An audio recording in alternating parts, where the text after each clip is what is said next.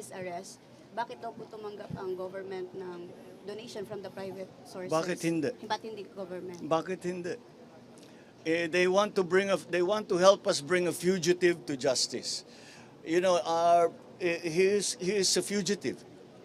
He is hiding from the law. Now, if there are private citizens who want to assist the government in that effort to bring him to justice, I do not see what is any.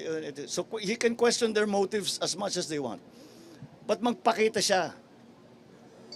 I question his motives. Let me question his motives. Bakit lagi kaming kine-question? Sinusundan lang namin ang batas. Sundin din niya ang batas. Yun lang.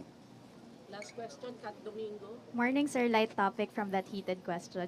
Sir, a lot of people were surprised when Bimbi and Joshua Aquino visited the Yes. First Lady yesterday. Can you tell us more about the nature of the visit and the relations between the Marcos and Aquino families post-EDSA?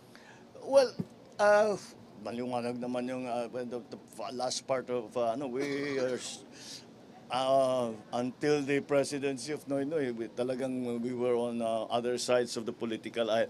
The reason na pinuntahan nila si First Lady ay simple lamang.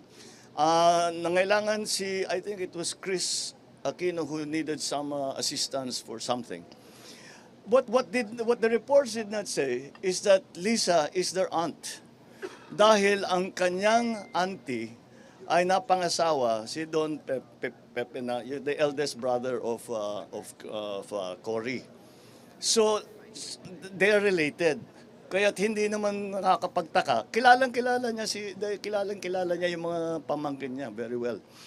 So and so they came at nagbiyahe sila, bumalik, may dalang pasalubong. Yun lang naman, dinala nila yung pasalubong kay First Sir, Lady. follow-up, ano po yung assistance na hinihingi ni Chris Aquino from the Marcos administration? Wala lang. It's just, I think it was just to help them for their travel, for their travel arrangements.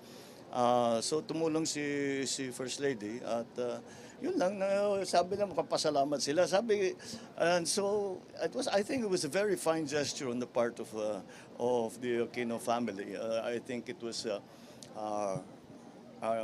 it sort of, I suppose, put a little more how do you say, personal, a human